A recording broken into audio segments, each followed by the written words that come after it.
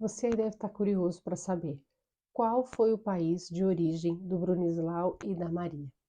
Afinal, de que país nós descendemos, né? De qual nacionalidade?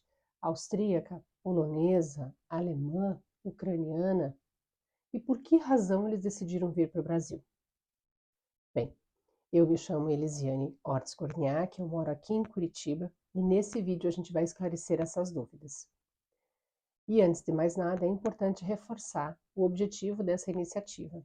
É fazer com que mais pessoas da família Ortiz conheçam a nossa história, conheçam a trajetória dos nossos imigrantes e que com todo esse conjunto de informações a gente possa cada vez mais honrar a história e honrar os nossos antecedentes, né, os nossos antecessores.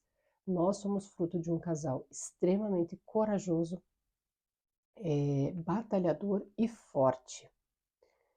Bem, vamos lá. Quem sabe que eu estou fazendo essas pesquisas, geralmente me pergunta, né, Elisiane, mas enfim, da onde então vieram os nossos primeiros imigrantes? Vamos responder essa pergunta então? O Brunislau e a Maria vieram da tan, tan, tan, tan, Polônia. Olha só que orgulho. Os dois vieram da Polônia. Mas aí imediatamente as pessoas me fazem a seguinte pergunta: mas eu já ouvi dizer, eu já vi documentação que eles vieram da Galícia, ou que eles eram austríacos. Então vamos esclarecer essa dúvida que geralmente tem por aí.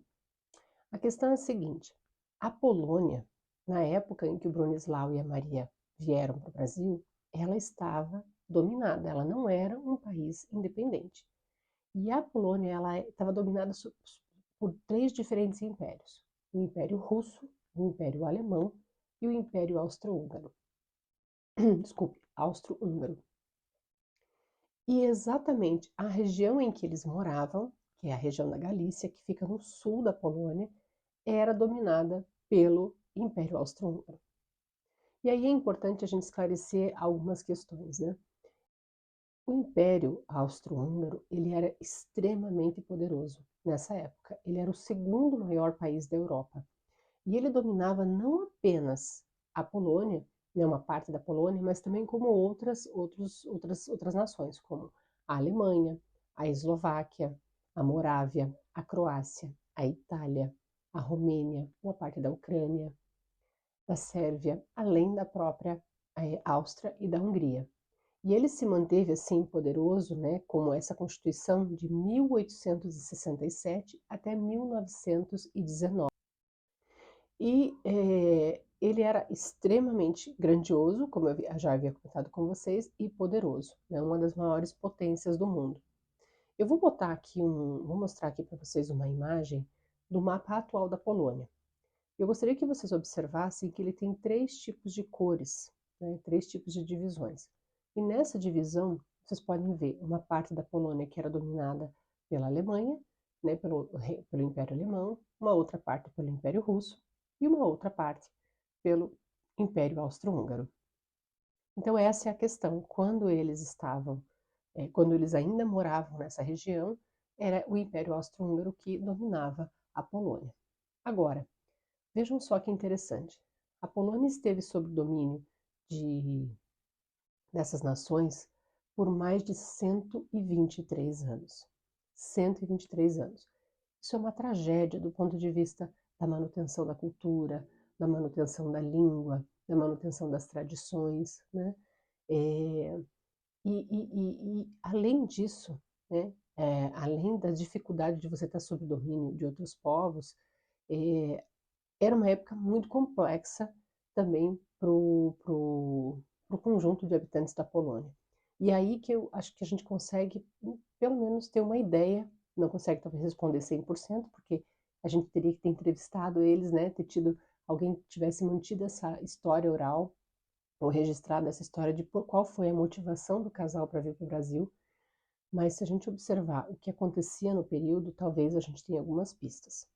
Uma delas é que, ao mesmo tempo que ele tinha, ela vivia sob o domínio de outros povos, ela também sofria com guerras internas, guerras civis, né? E os homens eram recrutados para essas guerras, para a defesa de espaços, né? De trincheiras, né?